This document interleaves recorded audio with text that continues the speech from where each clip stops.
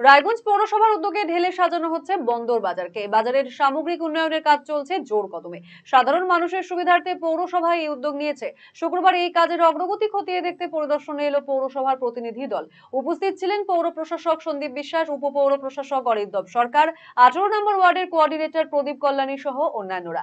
তারা একদিকে যেমন কাজের খুঁটিনাটি পর্যবেক্ষণ করেন, পাশাপাশি কথা বলেন বাজার কমিটি, বাজারের ব্যবসায়ী এবং সাধারণ মানুষের সাথে। পৌর প্রশাসক সন্দীপ বিশ্বাস বলেন, বন্দর বাজারে কোটি টাকার উপরে প্রকল্পের কাজ চলছে। 75 লক্ষ টাকা ব্যয়ে নির্মিত হচ্ছে একাধিক দোকানঘর। 35 লক্ষ টাকার উপরে ব্যয়ে নির্মিত হচ্ছে সুস্বাস্থ্য কেন্দ্র। আরো কিভাবে বন্দর বাজারের উন্নয়ন করা যায়, সমস্ত বিষয়ে পর্যবেক্ষণের জন্যই তারা এসেছেন পরিদর্শনে। এখানে 12টি দোকানঘর নির্মিত হবে। পশ্চিম প্রান্তে নির্মিত হবে 22টি দোকান। যারা অস্থায়ীভাবে কষ্ট করে দোকান করছেন, এই দোকানঘরগুলি নির্মিত হয়ে গেলে তারা স্থায়ীভাবে ব্যবসা করতে পারবেন। এখানে প্রয়াত কাউন্সিলর সাগরমল কল্যাণীর নামে সুস্বাস্থ্য কেন্দ্র নির্মিত হবে।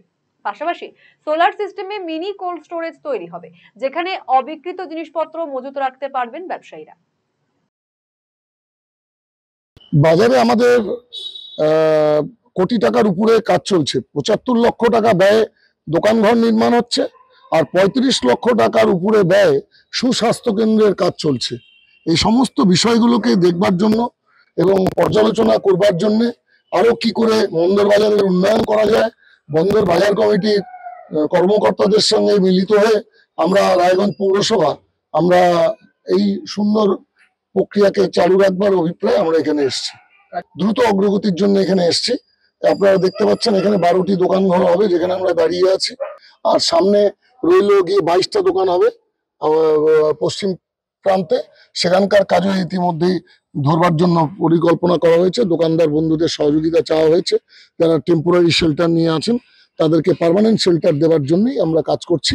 এছাড়াও সুস্বাস্থ্য কেন্দ্রের কাজ চলছে।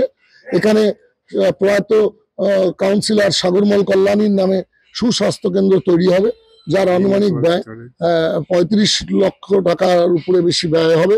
এবং এখানে সোলার সিস্টেমে মিনি কোল্ড স্টোরেজ তৈরি হবে। তাদের ফসল বা তাদের অবিকৃত জিনিসপত্র তারা কোল্ড স্টোরেজে রাখতে পারবেন। 18 নম্বর ওয়ার্ডের কোঅর্ডিনেটর প্রদীপ কল্যাণী এদিন মোহিত বাবুর তোলা কাটমানির অভিযোগের প্রসঙ্গ তুলে কটাক্ষ করেন। তিনি বলেন, মোহিত বাবু যদি এই বিষয়টি প্রমাণ করতে পারেন তবে তিনি পৌরসভা থেকে ইস্তফা দেবেন। যদি প্রমাণ দিতে না পারেন তাহলে তিনি হয়তো মোহিত বাবুর বিরুদ্ধে মানহানির মামলা করবেন। ভোটে একাধিকবার হেরে যাওয়ার ফলে তার মস্তিষ্ক কাজ করছে না বলে এদিন মোহিত সেনগুপ্তকে আক্রমণ শানান তিনি। উনি যে কখন কি বলে উনি নিজেও জানেন না। উনি যদি তথ্য নিয়ে এটা প্রমাণিত করতে পারে কি আমি এখানে থেকে কোনো রকম কাটমানি খেয়েছি, আমি বন্দর বাজার কেন আমি পৌরসভা থেকে নিজেকে ইস্তফা দেবো। এবং যদি তথ্য প্রমাণ না দিতে পারে হয়তো আমি ওনার এগেস্টে মানহানি দাবা করতে পারি। কারণ অ্যাকচুয়ালি ওনার এক মস্তিষ্ক কাজ করছে না। 3-3টে ভোট হেরে গেছেন তো ইলেকশনে। তো উনি একসময় আধিপত্য নিয়ে চলতেন, এখন ওনার আশেপাশে কেউ নেই।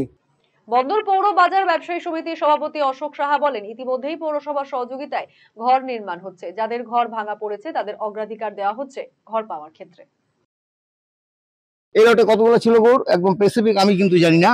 32-33টা ঘর অলরেডি ডিস্ট্রিবিউট হয়ে গেছে পৌরসভার মাধ্যমে এবং সেটা আমাদের যেসব দোকানদার, আমরা যেসব এই মানে যে কাঁচা যেসব দোকানদার ছিল তাদেরকে আমরা বাজার সমিতি যাদেরকে ভাঙাইছি, ভাঙানোর পরে পৌরসভার সঙ্গে আমরা কথা বলে নিয়ে পৌরসভা যখন আবার ঘর করছে তখন আবার তাদেরকে আগে অগ্রাধিকার দিচ্ছে ঘর দেওয়ার, এবং পৌরসভা তাদেরকে সেই ঘরগুলো দিয়েছে।